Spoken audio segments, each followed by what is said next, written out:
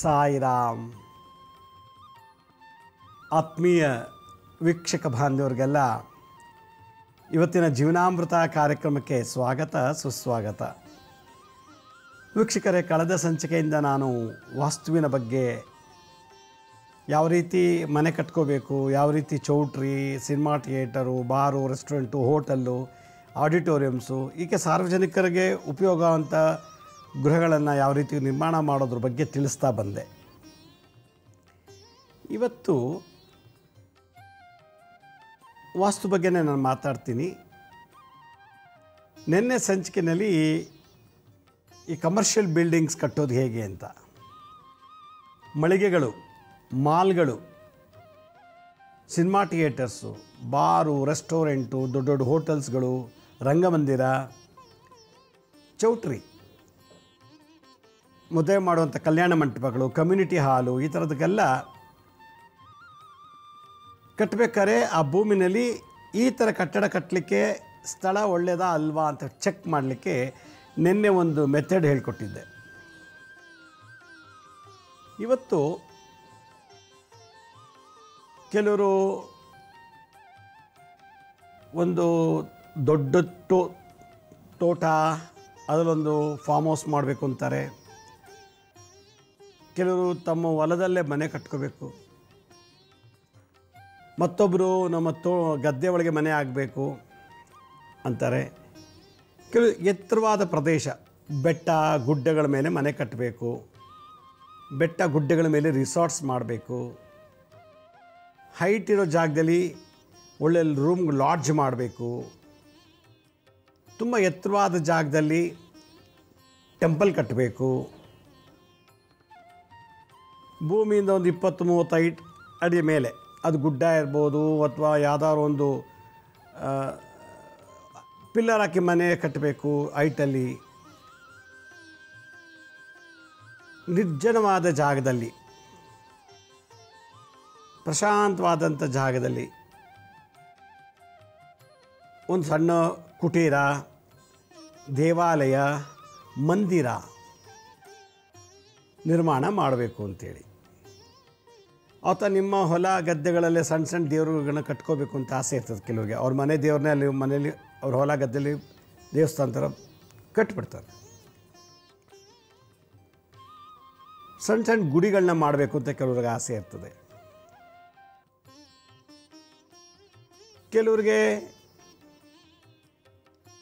ನಾವು ವಾಸ ಮಾಡಿಕೊಂಡು ಪಕ್ಕದಲ್ಲಿ ಒಂದು ಸಣ್ಣದಾದಂಥ ಒಂದು ಅಂಗಡಿ ಮಲ್ಲಿಗೆ, ಒಂದು ಕಮರ್ಷಿಯಲ್ ಒಂದು ಶಾಪ್, ಏನೋ ಒಂದು ಮಾರಾಟ ಮಾಡಲಿಕ್ಕೆ ಒಂದು ಮಳಿಗೆ, ಅದನ್ನು ಮಾಡ್ಕೋಬೇಕು ಅಂತೇಳಿ ಕೆಲವರಿಗೆ ಆಸೆ ಇರ್ತದೆ. ಈ ಥರದ್ದೆಲ್ಲ ಒಂದು ರೀತಿ ಅವರಲ್ಲಿ ಪ್ಲ್ಯಾನ್ ಮಾಡ್ಕೊಂಡಿರ್ತಾರೆ. ಕಟ್ಟಲೂಬೇಕು ಅಂತ ದುಡ್ಡು ಇಟ್ಕೊಂಡಿರ್ತಾರೆ. ಕಟ್ಟಕ್ಕೆ ಹೋಗ್ತಾರೆ, ಪ್ರಾರಂಭ ಮಾಡೋಕ್ಕಾಗಲ್ಲ. ಯಾಕೆಂದರೆ ಅವ್ರು ಕಟ್ಟಬೇಕಾಗಿರೋ ಜಾಗದಲ್ಲಿ ಅವ್ರು ಅಂದ್ಕೊಂಡಿರೋ ಮನೆ, ಗುಡಿ, ಗೋಪುರ, ಮಂದಿರ, ದೇವಾಲಯ, ಸಣ್ಣ ಸಣ್ಣದೊಂದು ಕ್ಲಬ್ಗಳು. ಕ್ಲಬ್ ಅಂದ್ರೇನು, ಈಗ ಎಲ್ಲ ಬಂದಲ್ಲಿ ಆಡೋವಂಥದ್ದು ಸ್ಮಾಲ್ ಕ್ಲಬ್ಗಳು,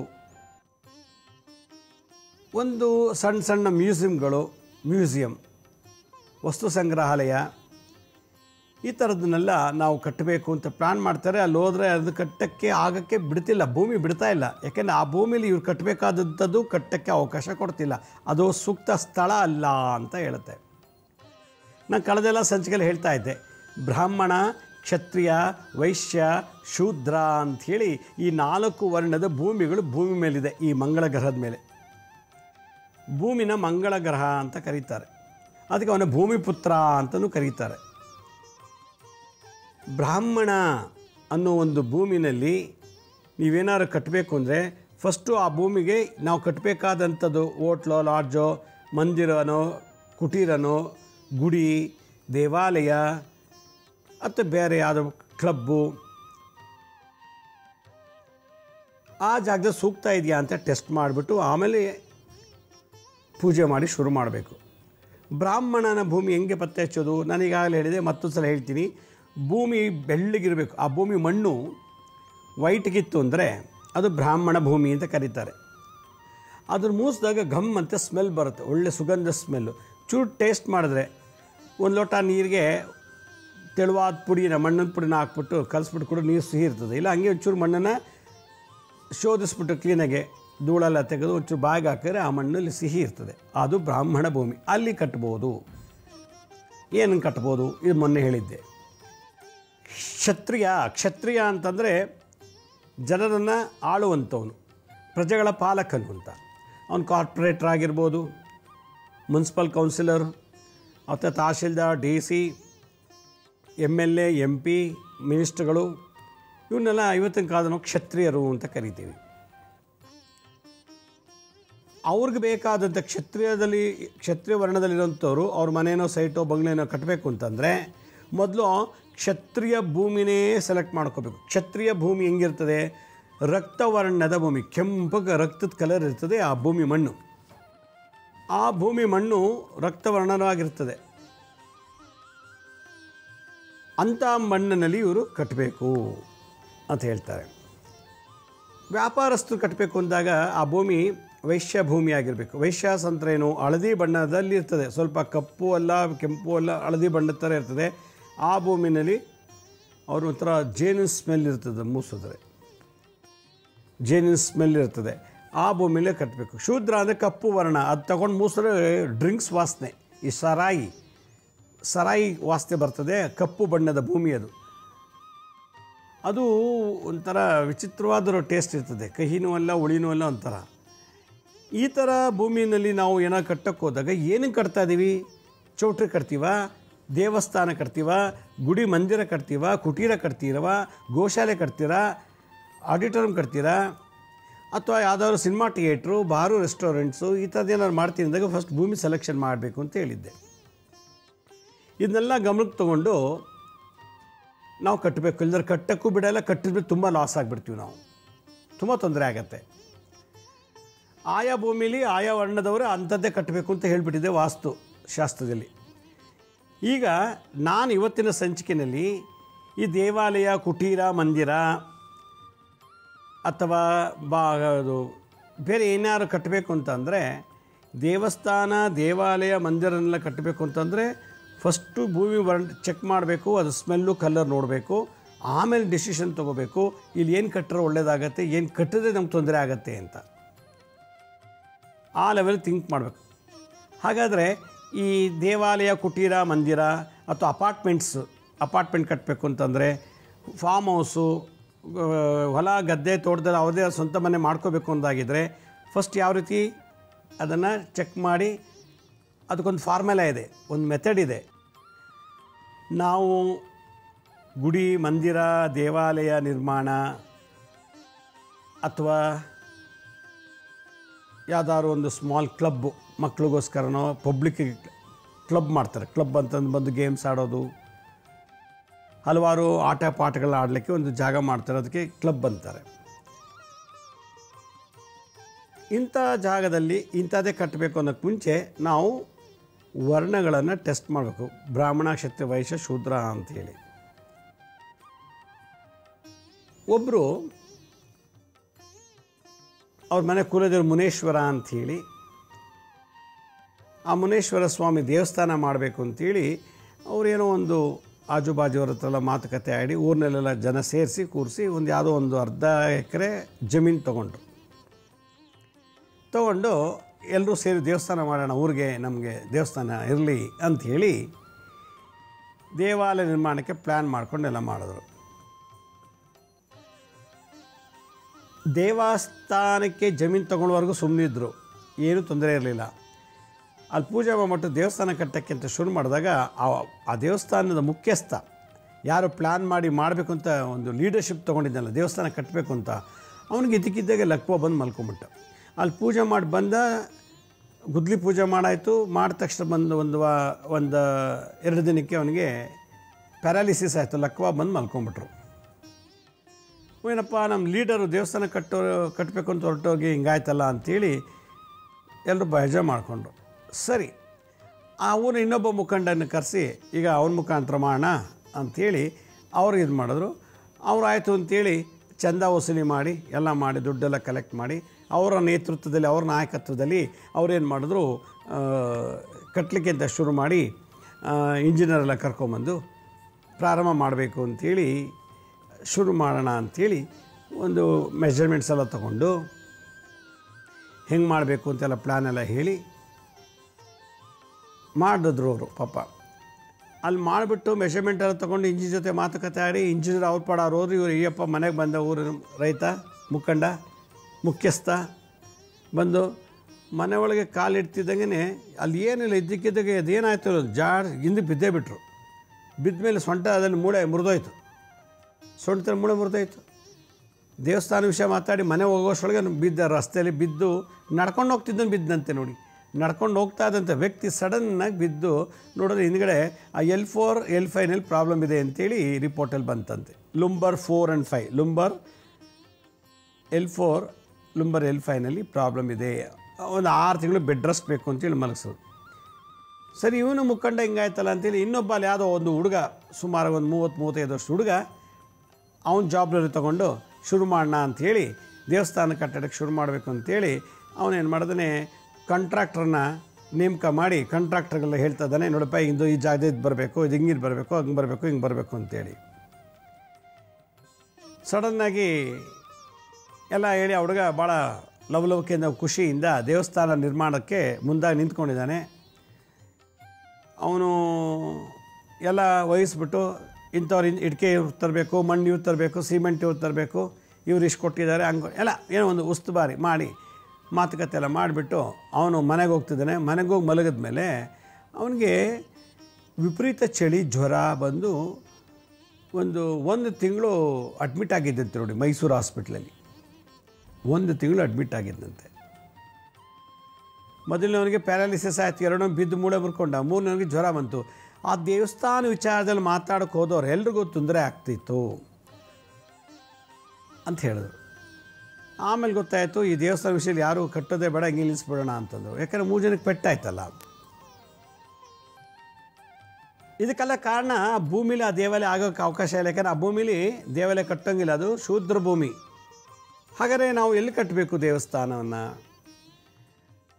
ಆ ಭೂಮಿ ಬ್ರಾಹ್ಮಣ ಭೂಮಿ ಆಗಬೇಕು. ಬ್ರಾಹ್ಮಣ ಅಂದರೆ ಬಿಳಿ ಬಣ್ಣದ್ದು, ಮೂಸುರ ಸುಗಂಧ ಸ್ಮರಿಮಳ, ತಿಂದೊಂಚೂರು ಟೇಸ್ಟ್ ನೋಡಿದ್ರೆ ಸಿಹಿ ಇರ್ತದೆ. ಇಂಥ ಜಾಗದಲ್ಲಿ ದೇವಸ್ಥಾನಗಳನ್ನ ಕಟ್ಟಬೇಕು ಅನ್ನೋದು ಗೊತ್ತಾಯಿತು. ಆಗ ಆ ಜಾಗ ಬಿಟ್ಟು ನಮ್ಮೂರಲ್ಲಿ ವೈಟ್ ಬಣ್ಣದ ಭೂಮಿನೇ ಇಲ್ಲ ಅಂತಂದರೆ ಬಿಳಿ ಮಣ್ಣು ಹಾಕಿಸ್ಬಿಟ್ಟು ಆಮೇಲೆ ಶುರು ಮಾಡಬೇಕು. ಆ ಜಾಗಕ್ಕೆ ಹಾಕಿ 1-2 ಟನ್ನು ಒಂದೆರಡು ಲಾರಿ ಮಣ್ಣು ತಂದು ಹಾಕಿ ಆ ಭೂಮಿನ ಬ್ರಾಹ್ಮಣಿಗೆ ಕನ್ವರ್ಟ್ ಮಾಡಿ ಅದಕ್ಕೆ ಶಂಕುಸ್ಥಾಪನೆ ಮಾಡಿ ಆಮೇಲೆ ಬಿಲ್ಡಿಂಗ್ ಕಟ್ಟಬೇಕು ಅಂತ ಹೇಳ್ತಾರೆ. ಹೀಗಾಗಿ ನೀವು ಎಲ್ಲೇ ಅಬ್ಸರ್ವ್ ಮಾಡಿ ದೇವಾಲಯಗಳೆಲ್ಲ ಈ ಥರದಲ್ಲೇ ಆಗಿರೋದು. ಅದಕ್ಕೆ ಗುಡುಗು ಮಿಂಚು ಮಳೆ ಸುನಾಮಿ ಭೂಕಂಪ ಆದರೂ ಕೂಡ ಕೆಲವು ದೇವಸ್ಥಾನ ಅಲ್ಲಾಡಿಲ್ಲ. ಯಾಕೆಂದರೆ ಆ ಭೂಮಿಯಲ್ಲಿರೋ ಪವರ್ ಹಂಗಿದೆ. ಭೂಮಿ ಒಳಗಿರೋ ಪವರು ಮತ್ತು ಗ್ರಾವಿಟೇಷನಲ್ ಫೋರ್ಸು ಎಲ್ಲ 12 ವೆರೈಟಿ ಎನರ್ಜಿಗಳು, electromagnetic energy, mechanical energy, kinetic energy, chemical energy, ಹೀಗೆ ಒಟ್ಟು 12 ವೆರೈಟಿ ಎನರ್ಜಿಗಳು ಆ ಒಂದು ಕೇಂದ್ರೀಕೃತ ಆಗಿರ್ತದೆ ದೇವಸ್ಥಾನಗಳಲ್ಲಿ.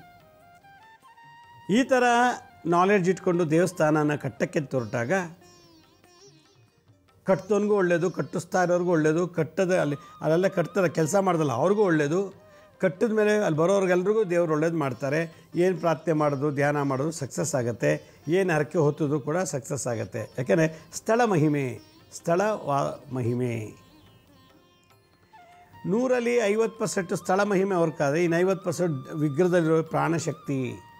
ನಾವು ಪೂಜೆ ಮಾಡೋ ಜಪ ಮಾಡೋ ರೀತಿ ಮೇಲೆ ಡಿಪೆಂಡ್ ಆಗುತ್ತೆ ಆ ಜಾಗದ ವಾತಾವರಣ. ತಿರುಪತಿ ಬೆಟ್ಟ, ಆ ತಿರುಪತಿ ಬೆಟ್ಟದಲ್ಲಿ 50% ಆ ಭಗವಂತ ನೆಲೆಯಾಗಿರೋ ಜಾಗ ಇದೆಯಲ್ಲ ಅದು 50% ಪವರ್ ಇದೆ. ಆ ಸ್ಥಳದಲ್ಲಿ ಅಷ್ಟು ಪವರ್ ಇದೆ. ಆ ವಿಗ್ರಹದಲ್ಲಿ ಇನ್ನೊಂದು 50% ಇದೆ. ಯಾಕೆಂದರೆ ಧೂಪ ದೀಪ ನೈವೇದ್ಯ ಪೂಜೆ ಪುರಸ್ಕಾರ ಭಾಳ ಜೋರಾಗುತ್ತೆ. ಆ ವಿಗ್ರಹದಲ್ಲೂ ಕೂಡ ಅಷ್ಟು ಶಕ್ತಿ ಇದೆ. ಹೀಗಾಗಿ ಅಲ್ಲಿ ಹೋಗಿ ಅರ್ಕೆ ಕಟ್ಕೊಂಡು ಬಂದರೆ ಅಥವಾ ದರ್ಶನ ಮಾಡಿದ್ರೆ ಪೂಜೆ ಮಾಡಿದ್ರೆ ಒಳ್ಳೆಯದಾಗತ್ತೆ. ಈ ರೀತಿ ಚಿಂತನೆಯನ್ನು ಹಿಂದಿನ ಕಾಲದಲ್ಲಿ ಮಾಡ್ತಾಯಿದ್ರು. ಅದಕ್ಕೆ ಗುಡಿ ದೇವಾಲಯ ಕುಟೀರ ಮಂದಿರ ಭಜನಾ ಮಂದಿರ ಈ ಥರದ್ದೆಲ್ಲ ಸಾರ್ವಜನಿಕರಿಗೆ ಒಳ್ಳೆಯದಾಗಬೇಕು ಅಂತ ಹಿತಾಸಕ್ತಿಯಲ್ಲಿ ಮಾಡುವಂಥ ಕಟ್ಟಡಗಳು ಕಟ್ಟಕ್ಕೆ ಮುಂಚೆ ಒಂದು ಫಾರ್ಮುಲಾ ಇದೆ, ಇಲ್ಲಿ ಕಟ್ಬೋದಾ ಬೇಡವಾ ಅಂತ. ಯಾವುದೇ ಭೂಮಿ ಆಗಲಿ, ಬ್ರಾಹ್ಮಣ, ಕ್ಷತ್ರಿಯ, ವೈಶ್ಯ, ಶೂದ್ರ ಆಗಿರಲಿ, ಆ 4 ಭೂಮಿಯಲ್ಲಿ ಯಾವುದೇ ಭೂಮಿಲೂ ಕೂಡ ನನಗೆ ಹೇಳುವಂಥ ಒಂದು ಫಾರ್ಮುಲಾ ಅಡಾಪ್ಟ್ ಮಾಡಿಕೊಂಡು, ಸೂತ್ರನ ಅಡಾಪ್ಟ್ ಮಾಡ್ಕೊಂಡು ಟೆಸ್ಟ್ ಮಾಡಿ ಕರೆಕ್ಟಾಗಿ ಬಂತು ಅಂದರೆ ಅದೆಂಥ ಭೂಮಿಲಿ ಬೇಕಾದ್ರೂ ದೇವಸ್ಥಾನನ, ಮಂದಿರ, ಗುಡಿ, ಗೋಪುರ ಕಟ್ಬೋದು ಅಂತ. ಈಗ ಈ ಗುಡಿ, ಮಂದಿರ, ದೇವಾಲಯ, ಕುಟೀರ, ಆಶ್ರಮ ಮತ್ತು ಒಂದು ಯಾವುದಾದ್ರು ಸಾರ್ವಜನಿಕರಿಗೆ ಒಳ್ಳೆಯದಾಗುವಂಥ ಸ್ಥಳದಲ್ಲಿ ನಾವು ಒಂದು ಕಟ್ಟಡ ಕಟ್ಟಬೇಕು ಅಂದರೆ ಆ ಭೂಮಿಲಿ ಟೆಸ್ಟ್ ಮಾಡಬೇಕು. ಗುಡಿ, ಗೋಪುರ ಕಟ್ಟಲಿಕ್ಕೆ ಅದು ಒಳ್ಳೆ ಜಾಗನ, ಸಾರ್ವಜನಿಕರಿಗೆ ಒಳ್ಳೆಯದಾಗತ್ತಾ ಅಂತ ಟೆಸ್ಟ್ ಮಾಡಲಿಕ್ಕೆ ಹಿಂದಿನ ಕಾಲದಲ್ಲಿ ಒಂದು ಟೆಸ್ಟ್ ಮಾಡ್ತಾಯಿದ್ರು. 1.5 ಅಡಿ ಅಗಲ, 1.5 ಅಡಿ ಹೈಟು ಮತ್ತು ಆಳ 1.5 ಅಡಿ, 1.5 ಅಡಿ ಅಗಲ, ಉದ್ದ, ಆಳ ಒಳಗಡೆ 1.5 ಅಡಿ ಹಾಕ್ಬಿಟ್ಟು ಕ್ಲೀನಾಗಿ ಅದಕ್ಕೆ ಚೆನ್ನಾಗಿ ಹಳ್ಳ ತೆಗಿಬೇಕು. ನೀಟಾಗಿ ಅದೆಲ್ಲ ಮಣ್ಣು ತೆಗೆದು ಹೊರಗೆ ಹಾಕಬೇಕು. ಅದು ತುಂಬ ನೀರು ತುಂಬಬೇಕು, ಚೆನ್ನಾಗಿ ನೀರು ತುಂಬಬೇಕು. ನೀರೆಲ್ಲ ತುಂಬಿಟ್ಟು ವೇಟ್ ಮಾಡಬೇಕು. ಇದು ಯಾವಾಗ ಮಾಡಬೇಕು ಅಂದರೆ ಸಮಯ ಹೇಳ್ತೀನಿ ಕೇಳಿಲಿ. ಶಾಸ್ತ್ರದಲ್ಲಿ ಸೂರ್ಯ ಉದಯ ಆಗುವಾಗ ಹೋಗಿ ಹಳ್ಳ ತೆಗಿಬೇಕಂತೆ, ಆಮೇಲೆ ತೆಗೆರೋ ಆಗೋದಿಲ್ಲ ಅಂತ. ಅದಕ್ಕೆ ಸೂರ್ಯ ಉದಯ ಆಗೋ ಸಮಯದಲ್ಲಿ 1.5 ಅಡಿ ಅಗಲ, 1.5 ಅಡಿ ಎತ್ತರ, ಆಳ 1.5 ಅಡಿ ಇಷ್ಟು ಮಾಡಿಬಿಟ್ಟು ಸೂರ್ಯೋದಯ ಸಮಯದಲ್ಲಿ ಹಳ್ಳ ತೆಗೆದುಬಿಟ್ಬಿಡ್ಬೇಕು. ಸೂರ್ಯ ಉದಯ ಆದ ಮಣ್ಣೆಲ್ಲ ತೆಗೆದು ಅದಕ್ಕೆ ಅದು ತುಂಬ ನೀರನ್ನ ತುಂಬಬೇಕು. ನೀರು ತುಂಬಿಬಿಟ್ಟು ಮನೆಗೆ ಬಂದುಬಿಡ್ಬೇಕು. ನೆಕ್ಸ್ಟ್ ಡೇ ಬೆಳಗ್ಗೆ ಸೂರ್ಯ ಉದಯ ಆಗುವಾಗ ಆ ಜಾಗದಲ್ಲಿ ಹೋಗಿ ನೋಡಬೇಕು. ಹಳ್ಳದಲ್ಲಿ ನೀರು ಹಾಕಿದ್ರಲ್ಲ, ನೆಕ್ಸ್ಟ್ ಡೇ ಮರುದಿವಸ ಬೆಳಗ್ಗೆ ಸೂರ್ಯೋದಯ ಆಗುವಾಗ ಆ ಹಳ್ಳದಲ್ಲಿ ನೀರು ಹಾಕ್ಬಿಟ್ಟು ಬಂದಿದ್ದಲ್ಲ ಆ ಜಾಗಕ್ಕೆ ಹೋಗ್ಬಿಟ್ಟು ನೀರು ಹೆಂಗಿದೆ ಅಂತ ನೋಡಬೇಕು. ಹಳ್ಳದಲ್ಲಿ ನೀರಿದೆ, ನೀವು ಹಾಕಿದ ನೀರು ಹಾಗೇ ನಿಂತಿದ್ದರೆ, ನಿನ್ನೆ ಬೆಳಗ್ಗೆ ಸೂರ್ಯೋದಯದಲ್ಲಿ ಹಾಕಿದ ನೀರು ಇವತ್ತಿನ ಸೂರ್ಯೋದಯದಲ್ಲಿ ಹೋಗಿ ನೋಡಿದಾಗ ಆ ನೀರು ಹಾಗೇ ಇತ್ತು ಅಂತಂದರೆ ಅಲ್ಲಿ ಗುಡಿ, ಗೋಪುರ, ದೇವಸ್ಥಾನ, ಮಂದಿರ, ಭಜನಾ ಮಂದಿರ ಮತ್ತು ಸಾರ್ವಜನಿಕರಿಗೆ ಆಗುವಂಥ ಹಿತಾಸಕ್ತಿ ಇರುವಂಥದ್ದನ್ನೆಲ್ಲ ಮಾಡುವಂಥ ಜಾಗಕ್ಕೆ ಒಳ್ಳೆ ಜಾಗ ಅಂತ ಹೇಳುತ್ತೆ. ಹಾಕಿದ ನೀರು ಹಾಗೆ ನಿಂತಿದ್ದರೆ ಮಾತ್ರ. ಅಕಸ್ಮಾತ್ ಹಾಕಿದ ನೀರು, ತುಂಬಿದ ನೀರು ಹಾಗೇ ಇರಲಿಲ್ಲ ಅಂದರೆ ಏನು, ಕೆಸರಿನಂತೆ ಎಲ್ಲ ಕೆಸರು ಥರ ಆಗಿ ಅರ್ಧಂಬರ್ಧ ಕೆಸರಾಗಿರ್ತದೆ. ಹಾಕಿದ ನೀರು ಅರ್ಧಕ್ಕೆ ಹೋಗ್ಬಿಟ್ಟು ಕೆಸರಾಗಿಬಿಟ್ಟಿರ್ತದೆ, ಎಲ್ಲ ಗಲೀಜು. ಒಳ್ಳೆ ಚೆನ್ನಾಗಿತ್ತು ನೀರು ಹಾಕುವಾಗ. ನೆಕ್ಸ್ಟ್ ಡೇ ಬೆಳಗ್ಗೆ ಬಂದು ಸೂರ್ಯೋದಯ ಉದಯ ನೋಡಿದ್ರೆ ಅಲ್ಲಿ ಕೆಸರಾಗಿದೆ. ಕೆಸರಾದಾಗ ಟೆಂಪ್ರವರಿ ಮಾಡ್ಬೋದಷ್ಟೇ, ಸ್ವಲ್ಪ ದಿವಸ ಒಂದು 100 ವರ್ಷ 200 ವರ್ಷ ತನಕ. ಆಮೇಲೆ ಅದು ಉಳಿಯಲ್ಲ. ದೇವಸ್ಥಾನ ಏನೋ ಒಂದು ಪ್ರಾಬ್ಲಮ್ಮು, ಕೋರ್ಟೋ ಪೊಲೀಸ್ ಸ್ಟೇಷನೋ ಏನೋ ಒಂದು ಗಲಾಟೆಯಲ್ಲಿ ಅದು ಸ್ಟೇ ತರೋದು ಮಾಡೋದೆಲ್ಲ ಆಗುತ್ತೆ. ಅದರಿಂದ ನೀರು ಅರ್ಧ ಆಗಿರ್ತದೆ, ಕೆಸರಾಗಿರ್ತದೆ. ಕೆಸರನ್ನೇ ಬೇರೆಯವರಿಂದ ತೊಂದರೆ ಆಗಿರ್ತದೆ ಅಂತ. ಕೋರ್ಟ್ ಇರ್ಬೋದು, ಪೊಲೀಸ್ ಸ್ಟೇಷನ್ ಇರ್ಬೋದು, ಪಕ್ಕದ ಜಮೀನವ್ರು ಇರ್ಬೋದು, ಬೇರೆಯವ್ರು ಇರ್ಬೋದು, ಬೇರೆ ಧರ್ಮದವ್ರು ಇರ್ಬೋದು, ಆ ಥರದಿಂದ ಆಗುತ್ತೆ ಅಂಥೇಳಿ. ಅಥವಾ ನೀರೆಲ್ಲ ಹಿಂಗೆ ಹೋಗ್ಬಿಟ್ಟಿದ್ರೆ, ನೀರೆಲ್ಲ ಹಿಂಗೋಗ್ಬಿಟ್ಟು ಭೂಮಿ ಒಳಗಡೆ ಎಲ್ಲ ಸೀಳ್ಕೊಂಬಿಟ್ಟಿರ್ತದೆ. ಸೀಳ್ಕೊಂಬಿಟ್ಟು ಅಂತಂದರೆ ಅಲ್ಲಿ ಏನೇ ಮಾಡಿದ್ರೂ ಬೇಗ ನಾಶ ಆಗುತ್ತೆ. ಸಾರ್ವಜನಿಕರಿಗೆ ಉಪಯೋಗ ಅಂತ ಏನಾದ್ರು ಒಂದು ವ್ಯವಸ್ಥೆಯಲ್ಲಿ ಕಟ್ಟಿತ್ತು ಅಂದರೆ ಏಳಿಗೆ ಆಗಲ್ಲ, ನಾಶ ಆಗಿಬಿಡುತ್ತೆ ಅಂತ. ಹೀಗೆ ಈ 3 ಕಾನ್ಸೆಪ್ಟನ್ನು ಹಿಂದಿನ ಕಾಲದಲ್ಲಿ ನೋಡಿ ಆಮೇಲೆ ಡಿಸಿಷನ್ ತೊಗೊಳ್ತಾಯಿದ್ರು. ಭಾಳ ಉಪಯುಕ್ತವಾದಂಥ ಮಾಹಿತಿ ಇದು. ಅದರಲ್ಲೂ ಈ ವಾಸ್ತು ಅಂತ ನೋಡೋವಂಥ ಹೋದಾಗ ಇವನ್ನ ನಾವು ಕಲ್ತ್ಕೋಬೇಕು. ಮತ್ತು ಈ ಥರ ನಿನ್ನೆ ಒಂದು ತಂತ್ರ ಹೇಳಿದ್ದೆ, ಇವತ್ತೊಂದು ತಂತ್ರ. ಇವತ್ತಂತ ಸೂರ್ಯದ ಉದಯ ಆಗುವಾಗ ಹೋಗಿ ಹಳ್ಳ ತೆಗೆದು ಅದಕ್ಕೆ ನೀರು ತುಂಬಬೇಕು. ನೀರು ಇದ್ದಂಗೆ ಇದ್ದರೆ ಒಳ್ಳೆಯದು. ನೀರು ಅರ್ಧ ಖಾಲಿ ಆಯ್ತಂದರೆ ಅದು ಹೆಚ್ಚಿಗೆ ಫಲ ಕೊಡೋಲ್ಲ ಅಂತ. ನೀರು ಪೂರ್ತಿ ಹಿಂಗೋಗ್ಬಿಟ್ಟು ಎಲ್ಲ ಸೀಳು ಬಿಟ್ಕೊಂಡ್ಬಿಟ್ಟಿದ್ರೆ ಹಳ್ಳ ಅಲ್ಲಿ ಏಳಿಗೆ ಆಗಲ್ಲ, ಯಶಸ್ವಿ ಆಗಲ್ಲ. ನೀವೇನು ಕಟ್ಟಕ್ಕೆ ಹೊರಟಿರೋ ಅದು ಆಗೋದಿಲ್ಲ ಅಂತ ಅರ್ಥ ಮಾಡ್ಕೋಬೇಕು ಅಂಥೇಳಿ ವಾಸ್ತುಶಾಸ್ತ್ರದಲ್ಲಿ ಹೇಳ್ತಾರೆ. ಈ ಒಂದು ಕಾನ್ಸೆಪ್ಟನ್ನ ನಾವು ಮನೆ ಕಟ್ಟೋದಕ್ಕೂ ಕೂಡ ಉಪಯೋಗಿಸ್ಕೋಬೋದು. ಮನೆ ಕಟ್ಟೋದಕ್ಕೆ ಉಪಯೋಗಿಸ್ಬೋದು. ನಮ್ಮ ಸ್ವಂತ ಮನೆ ಮಾಡ್ಕೊಳ್ಳಲಿಕ್ಕೆ ನಮ್ಮದೊಂದು ಸ್ವಂತ ಮನೆ, ಅಥವಾ ಮ್ಯಾಕ್ಸಿಮಮ್ ಅಂದರೆ ಒಂದು ಫ್ಲೋರ್ ಎಕ್ಸ್ಟ್ರಾ ಡ್ಯೂಪ್ಲೆಕ್ಸ್ ಹೌಸ್ ಮಾಡ್ಬೋದು. ಈ ಒಂದು ಕಾನ್ಸೆಪ್ಟನ್ನ, ಈ ಒಂದು ತಂತ್ರವನ್ನು ಜಲಮೃತ್ಯುತ್ಯಂತಕ, ಜಲ ಮತ್ತು ಮೃತ್ತಿಕ ಅಂದರೆ ಮಣ್ಣು, ಭೂಮಿ, ಆ ತಂತ್ರದಿಂದ ನಾವು ಹೇಗೆ ಇಲ್ಲಿ ಕಟ್ಟರೆ 1000 ವರ್ಷ ಚೆನ್ನಾಗಿ ಬಾಳ್ತವೆ, ಕಟ್ಟಿದ ಮೇಲೆ ಏನೂ ತೊಂದರೆ ಆಗಲ್ಲ, ಇಟ್ಕೆ ಕಲ್ಲು ಮಣ್ಣು ಯಾವುದಕ್ಕೂ ಕೊರತೆ ಇಲ್ಲ, ಆರಾಮಾಗಿ ಕಟ್ಟಡ ಕಂಪ್ಲೀಟ್ ಆಗಿಬಿಡ್ತದೆ, ಕಟ್ಟಿದಾದಮೇಲೂ ಕೂಡ ಅಲ್ಲಿರೋರಿಗೆಲ್ಲ ಒಳ್ಳೆ ಆಯುಷ್ಯ ಆರೋಗ್ಯ ಸಿಗುತ್ತೆ ಅನ್ನೋ ಕಾನ್ಸೆಪ್ಟ್ ಮೇಲೆ ಈ ತಂತ್ರಗಳನ್ನು ಹಿಂದೆ ಋಷಿಮುನಿಗಳು ಆವತ್ತಿನ ಕಾಲದಲ್ಲಿ ಮಾಡ್ತಾಯಿದ್ರು. ಒಂದು ದೇವಾಲಯ, ಗೋಶಾಲೆ, ಅಶ್ವಶಾಲೆ ಅದು ಕುದುರೆ ಕಟ್ಟಾಕೋ ಜಾಗ, ಹಸು ಕಟ್ಟಾಕೋ ಜಾಗ, ಒಂಟೆಗಳು, ಉಷ್ಟ್ರ ಅಂದರೆ ಒಂಟೆ, ಗಜ ಅಂದರೆ ಆನೆ, ಗಜಶಾಲೆ, ಉಷ್ಟ್ರಶಾಲೆ, ಯಾಗಮಂಟಪಗಳು, ನರ್ತನಾ ಮಂದಿರಗಳು ಅಂದರೆ ಆಡಿಟೋರಿಯಮು, ಸಭಾಮಂಟಪಗಳು, ಕಲ್ಯಾಣ ಮಂಟಪಗಳು, ದರ್ಬಾರ್ ಹಾಲು, ರಾಜನ ಆಸ್ಥಾನ, ಅಂತಃಪುರ ಇವನ್ನೆಲ್ಲ ನೋಡಿದಾಗ ಅವರು ಆಗಿನ ಕಾಲದಲ್ಲಿ ಈ ಥರ ಕಾನ್ಸೆಪ್ಟ್ ಮಾಡಿ ಅದಕ್ಕೆ ಎಷ್ಟೋ ಪ್ಯಾಲೇಸ್ ಇವತ್ತು ಉಳ್ಕೊಂಡಿದೆ. ಒಳ್ಳೊಳ್ಳೆ ಜಾಗದಲ್ಲಿ ಕಟ್ಟಿರುವಂಥದ್ದು ಜನ ಇಲ್ಲದೇ ಇರ್ಬೋದು, ಇವಾಗ ಅವರೆಲ್ಲ ಸುತ್ತೋಗಿರ್ತಾರೆ, ಬಟ್ ಅದು ಆ ಬಿಲ್ಡಿಂಗ್ ಇದೆ, ಕಟ್ಟಡಗಳಿವೆ. ಆದ್ದರಿಂದ ಈ ಥರದ ಒಂದು ವಾಸ್ತುಶಾಸ್ತ್ರದಲ್ಲಿ ಒಂದು ಮಾಹಿತಿ ನಿಮ್ಮೊಂದಿಗೆ ಹಂಚ್ಕೊಂಡಿದ್ದೀನಿ. ಇದು ಭಾಳ ವಿಶೇಷವಾಗಿ ಮನೆ ಕಟ್ಟಕ್ಕೆ ಹೋದಾಗ ಅಥವಾ ಯಾವುದಾದ್ರು ನಿಮ್ಗೆ ಏನು ಕಟ್ಟಬೇಕು ಅಂತ ಹೊರಡ್ತೀರೋ ಇದನ್ನು ನಿನ್ನೆ ಮೊನ್ನೆ ಹೇಳಿದ 3 ತಂತ್ರಗಳನ್ನು ನಾವು ಯಾವುದಾದ್ರು ಒಂದು ಉಪಯೋಗಿಸಿ 3 ಮಾಡಿ ನೋಡಿ, 3 ಕಡೆ 3 ಮಾಡಿ ನೋಡಿ, ನಿನ್ನೆದು ಮೊನ್ನೆದನ್ನು ನಿಮ್ಗೆ ಯಾವ ಸೂಕ್ತ ಅನಿಸುತ್ತೋ ಆ ಜಾಗದಲ್ಲಿ ನೀವು ಕಟ್ಕೋಬೋದು. ಆಗ ಲೋನ್ ಸಿಗುತ್ತೆ, ಅಕಸ್ಮಾತ್ ಸಾಲ ಇಲ್ಲದೇ ಮನೆ ಕಟ್ಬೋದು. ಭಾಳ ಒಳ್ಳೆಯ ಸ್ಥಳ ಮಹಿಮೆ ಹಂಗಿರ್ತದೆ. ಈ ರೀತಿ ವಾಸ್ತುಶಾಸ್ತ್ರದಲ್ಲಿ ಭಾಳ ವಿಶೇಷವಾಗಿ ಹೇಳಿದ್ದಾರೆ. ಬಹುಶಃ ಈ ಒಂದು ಕಾನ್ಸೆಪ್ಟು ನಿಮ್ಮೆಲ್ರಿಗೂ ಒಂದಲ್ಲ ಒಂದು ರೀತಿಯಲ್ಲಿ ಏನಾದ್ರು ಒಂದು ಮನೆಯೋ ಅಥವಾ ಇನ್ನೇನೋ ಒಂದು ಕಟ್ಟಕ್ಕೆ ಅಂತ ನಾವು ಪ್ಲ್ಯಾನ್ ಮಾಡಿರ್ತೀವಿ ಮುಂದೆ, ಈಗಿಲ್ಲ ಅಂದರೂ ಒಂದಕ್ಕೆ. ಆವಾಗ ಇದನ್ನು ಉಪಯೋಗಿಸ್ಕೊಂಡಾದರೆ ನಿಮಗೆ ಕಟ್ಟಿದ್ದಕ್ಕೂ ಒಳ್ಳೆ ಸಾರ್ಥಕ ಮತ್ತು ಅದರಿಂದ ಒಳ್ಳೆ ಆರೋಗ್ಯ ಆಯುಷ್ಯು ಸಿಗ್ತದೆ ಅಂತ ಹೇಳ್ತಾ ಇವತ್ತಿನ ಸಂಚಿಕೆಯನ್ನು ಮುಗಿಸ್ತೀನಿ. ನಮ್ಮ ಹಳೆ ಸಂಚಿಕೆಗಳನ್ನ ಯಾರು ನೋಡೋಕ್ಕಾಗಿಲ್ಲ ಅವರು ನಮ್ಮ ಶಿರಡಿ ಸಾಯಿ ಭಿಕ್ಷಾ ಕೇಂದ್ರ ಮತ್ತು ಹೆಲ್ತ್ ಸೈನ್ಸ್ ಅಂತ 2 ಯೂಟ್ಯೂಬ್ ಚಾನಲ್ ಇದೆ. ಇದ್ರ ಜೊತೆಗೆ SSBK ಜ್ಞಾನೋದಯ ಅಂತ ಒಂದು ಮ್ಯೂಸಿಕ್ ಚಾನಲ್ ಇದೆ. 3ಕ್ಕೂ ಸಬ್ಸ್ಕ್ರೈಬ್ ಮಾಡ್ಕೊಳ್ಳಿ, ಪಕ್ಕದ ಬೆಲ್ ಬಟನ್ ಪ್ರೆಸ್ ಮಾಡಿ, ನೋಡಾದಮೇಲೆ ಲೈಕ್ ಅನ್ನೋ ಬಟನ್ ಪ್ರೆಸ್ ಮಾಡಿ. ಆಮೇಲೆ ಆ ಲಿಂಕನ್ನು ನಿಮ್ಮ ಬಂಧು ಮಿತ್ರರಿಗೆ ವಾಟ್ಸಪ್ ಮುಖಾಂತರ ಅಥವಾ ಇಮೇಲ್ ಮುಖಾಂತರ ಪ್ರತಿಯೊಬ್ಬರಿಗೂ ಶೇರ್ ಮಾಡಿ. ಗುರುಜಿ ಲಕ್ಷ್ಮೀ ಶ್ರೀನಿವಾಸ್ ಅಂತೇಳಿ ಫೇಸ್ಬುಕ್ಕು, ಇನ್ಸ್ಟಾಗ್ರಾಮು, ಟ್ವಿಟ್ಟರು, ಲಿಂಕ್ಡ್ಇನ್ನಲ್ಲಿ ಕೂಡ ಭಾಳಷ್ಟು ಇನ್ಫಾರ್ಮೇಷನ್ನ ಅಪ್ಲೋಡ್ ಮಾಡ್ತಾಯಿದ್ದೀವಿ.